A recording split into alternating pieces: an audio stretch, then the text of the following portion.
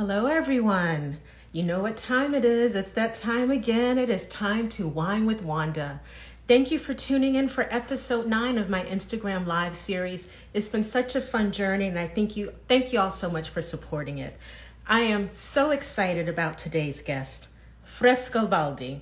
Really, for any lover of fine Italian wines, especially Tuscan wines, the name Frescobaldi, you really don't need an introduction. For more than 700 years, this noble Italian family has been making wine.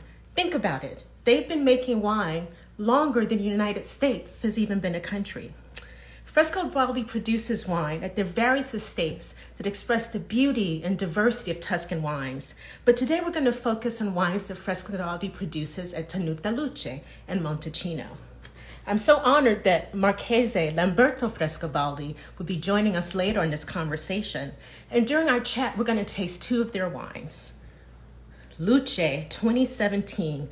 This wine is truly an icon. It's the first wine from Montalcino to blend Sangiovese and Merlot. And this is the 25th anniversary of this special wine. And it retails for about $135 in the US.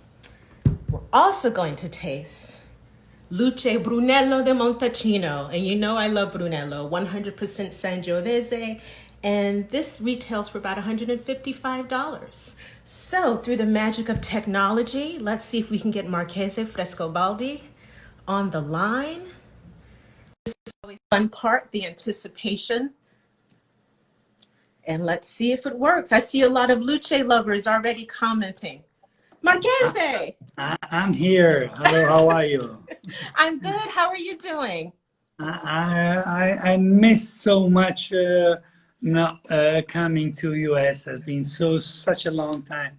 I know, And, we last saw each other in February at the indeed, Getty event. indeed, it was my last trip. That was your last Point. trip, yeah. Point. Everything changed after I that. came back to Italy. And I remember instead of hitting, usually there is always police control at the entrance of Italy. Instead, there were doctors that were taking your temperature. And I understood that was the beginning of a long, hard time. It has been a long, hard time. But how are things in Italy? You're a bit ahead of us in terms of reopening. So how are things there right now?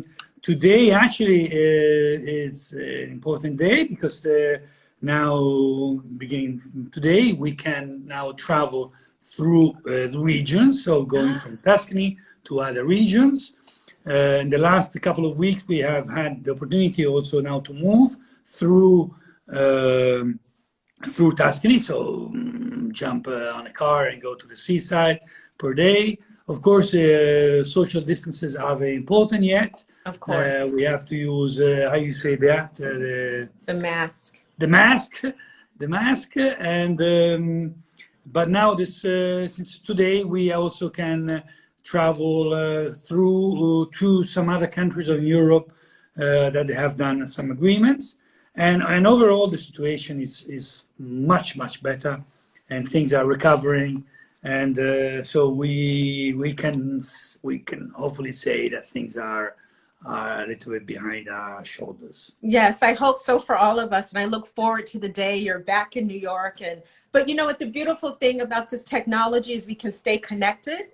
And your wine definitely keeps the world connected to Italy and Tuscany. So thank you for that. Indeed. So as I said, you recently said that your family has devoted centuries of our life to the world of fine wine, 700 years and counting. That's a really long time. Yeah. But today we're focusing on a fairly recent but important chapter, the last 25 years at Tenuta Luce. Yes. So I would love if you could just, for maybe people who don't know, tell us what inspired your father Vittorio to partner with Robert Mondavi to create this new edition. I believe curiosity. Always searching for the best. And one thing that often wine producer they say about their wine is always the best one ever. This is quite clear. But at the same time, we actually know that this is not true. And partner with, in those days, the the Mondavis, Mondavi, and terrific family, the father Bob, and then Michael, Tim, and Marcia, really opened ourselves to a different level of know-how and of also raising the bar. When you do something together, you actually try to do actually better. You become a little bit more critical about what you're doing, and it was an open book relationship, and I really loved it, and I actually really miss those days. That we were together for over 10 years, and then since 2004, we went with our legs, without the Mondavis any longer. Wonderful. So Luce is a blend of Sangiovese and Merlot, the first from Montalcino. Yes. What is it about the terroir of those vineyards But that made that the ideal blend? Yeah, Montalcino and Tuscany. Tuscany has a lot of a good amount of clay soil, and clay is a good partner for Merlot. Merlot is a variety that tends to mature quite quickly in the season, and if you plant it in clay, clay is a kind of soil that is a bit cooler, so it slows down the capacity of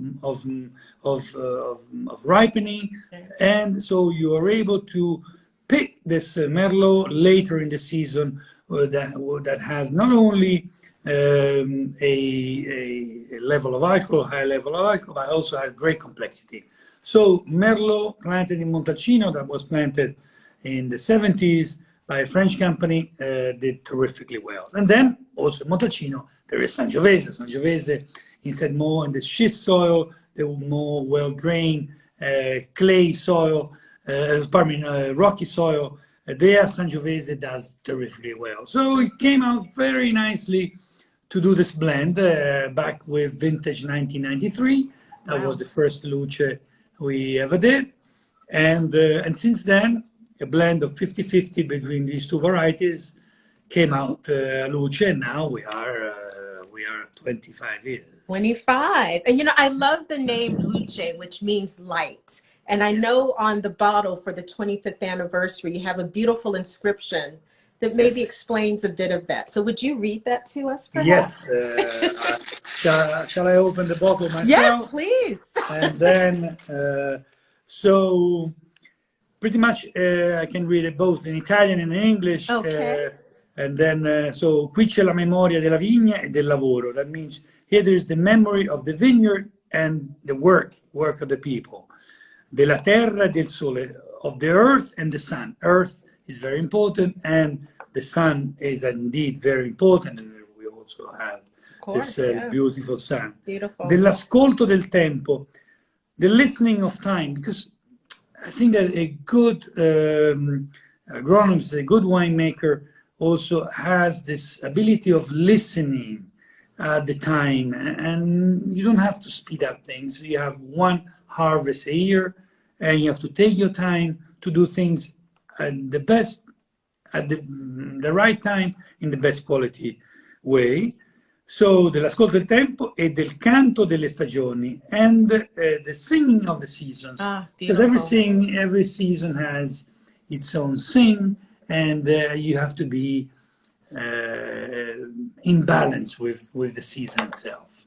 Well, that's lovely. And it's such a striking design. I mean, you've stuck with this beautiful, bold look. It's bold, it's elegant, but it has a very rich meaning. So really, it's a classic. This sun comes from the Church of Santo Spirito. It's the church that is behind our home in downtown Florence, where we live. And this is the sun that is in the altar of the church. The sun means reunification. And this, in this case, was the reunification between the family Mondavi and ourselves. And this bottle was very striking, and now has become somewhat of a classic after 25 years. But at the beginning, people said, wow, what the hell is going on here? and it was very striking. And I must say, it's quite beautiful. And this is is the bottle that has never pretty much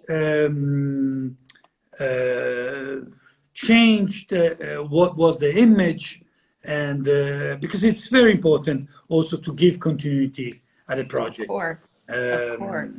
And so I have to open the bottle. Yes, yes. And I'm going to wait for you to open it, and then we can taste it together. I saw recently you said that you do prefer to open the bottle when you're going to drink it. You Yes. don't really like to open it beforehand. Yes, I like to open it, and I love people that open bottles in front of me. Also because when you have a nice large glass, you can serve the wine in the glass, and you see the bottle. Yes, there is plenty of air in the glass, and then when you shake it like this, it will aerate the wine, and sometimes the wine needs a little bit more time. Take your time. But again, I like to see opening it in front of me. Absolutely. Understood. And somebody almost 2,000 years ago wanted to see God again, San Tommaso, and I am that kind of man. Okay. Well, you have to be true to yourself. So we have the 2017 50/50 Sangiovese and Merlot, which is always more or less, I think some vintages may be slightly different, but always around 50/50. Yes, indeed. We've never somewhat changed totally the proportions. If not, at the end you change the wine. But of course, it's not a medicine, so it has to somewhat respect also the vintage. There are some vintages where the Sangiovese maybe has some that gives a little bit more of something, so maybe you can add a little bit more Sangiovese, and some other vintages where instead Merlot will add a little bit more of resistance, something at the wine, and there you go with a touch of more. But around 50-55, that is the balance. Wonderful. Well, the nose is beautiful. The nose is beautiful. I must say, 2017, terrific vintage. Back in Tuscany, we had a little bit of frost, quite a cold winter, and then a very warm summer. Sangiovese has no fear of warm climate. When you, especially if you treat your land properly, if you keep it a little bit ripped, the soil, the topsoils, so you don't lose moisture, you keep the moisture inside the earth, and so the plant is able to grow. All of these vineyards are in dry farming, no drip irrigation, and so it's important to keep the moisture in your soils. And as we said before, Merlot is planted in clay, moisture, plenty of clay, plenty of moisture in clay. Clay retains water. So also in 2017, that was quite of a warm summer. The Merlot came with a great balance, and the Sangiovese is here. In this case, the Sangiovese plays even a greater role in this vintage. Wonderful. Okay, shall we sip it now? I think so. I can't resist it any longer.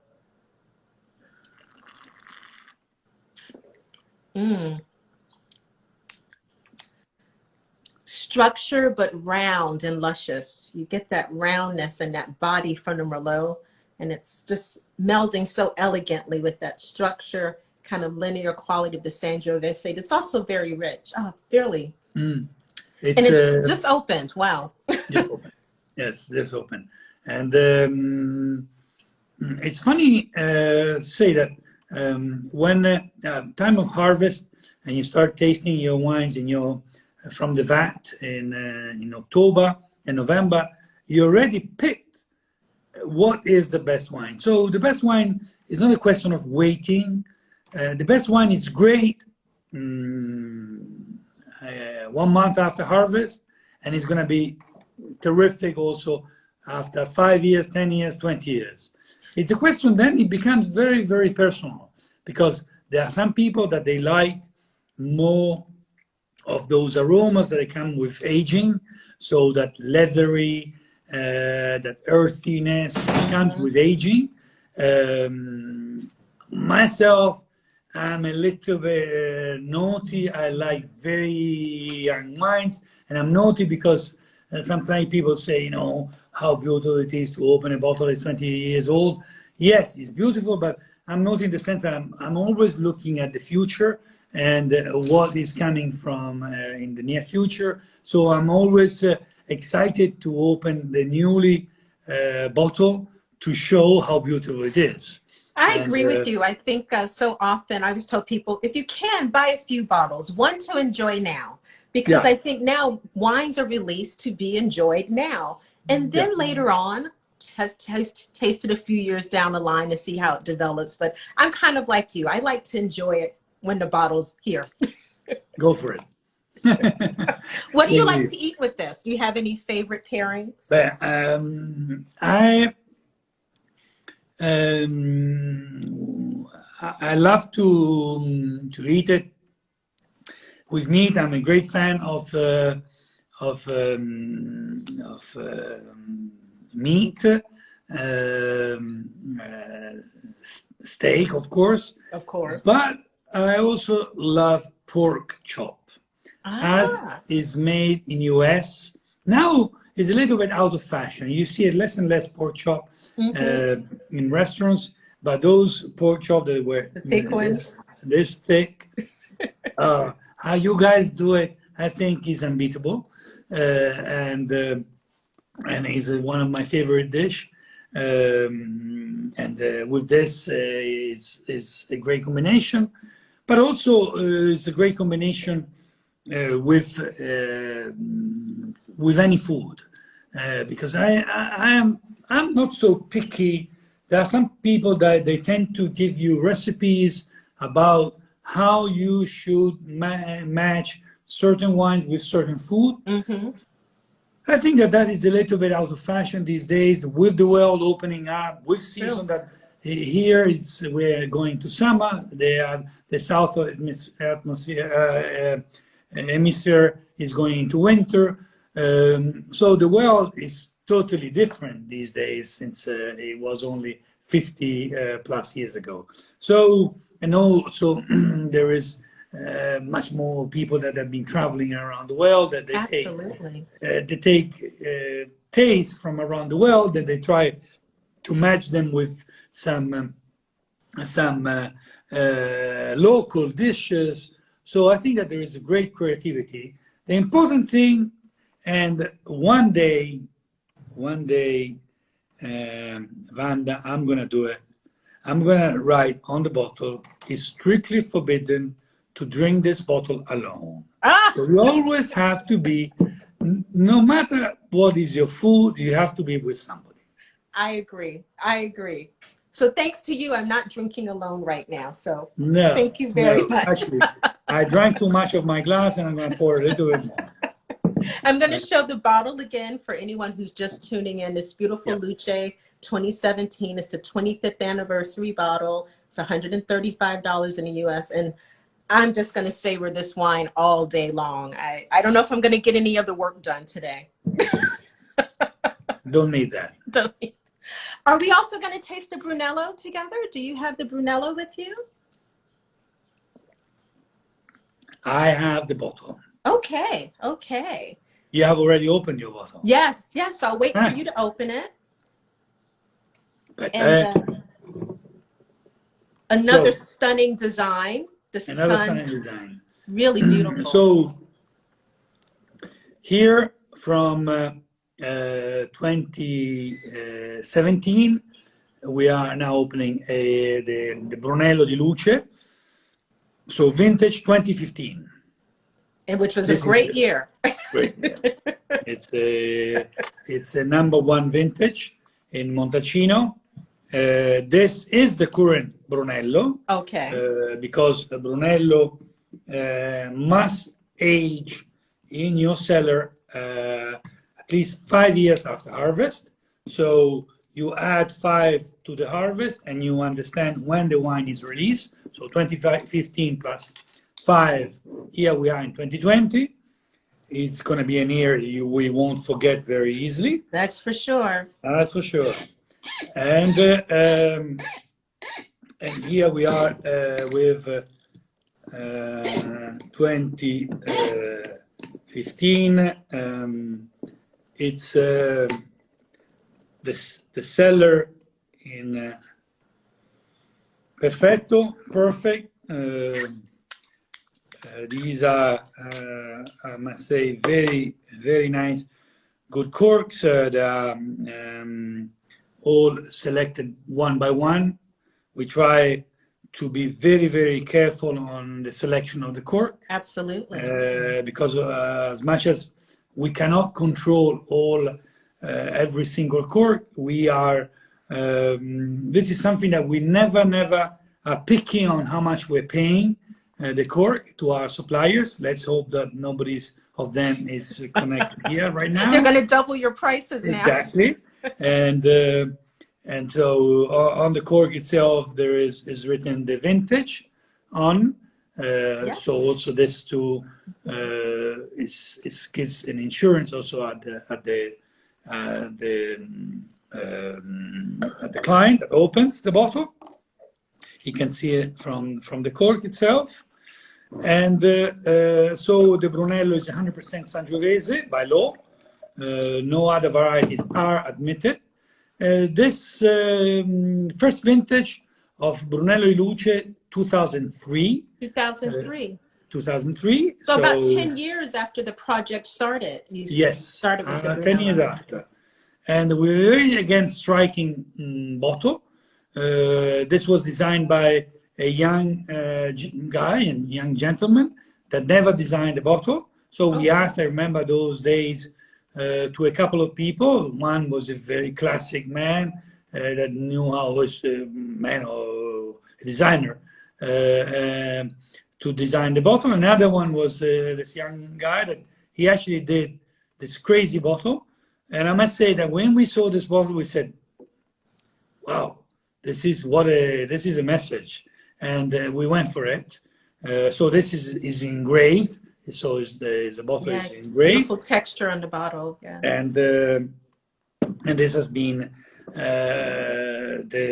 again, it's the idea of the sun, and I must say it's quite has become now quite a classic. And here we are with the Brunello di Luce, 2015. Is aged in different way. Is of course Sangiovese 100%. Is aged in cask, so not in barrels, but in a cask. It's 30 hectoliters. So pretty much it's in terms of a size is 15 times bigger than a barrel. Oh, okay. So the interaction between wine and the oak is much less because there is more wine per oak surface.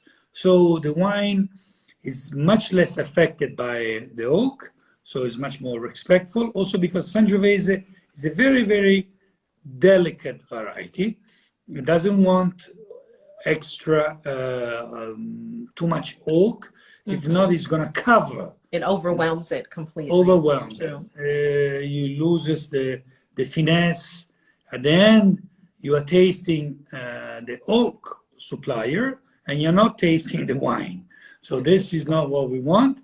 We want you that when you taste this bottle, you close your eyes and you start a trip and you come to Tuscany and you are down those rolling hills. You get to Montalcino, the south face of Montalcino, with this terrific weather during the summer, nice and warm during the day.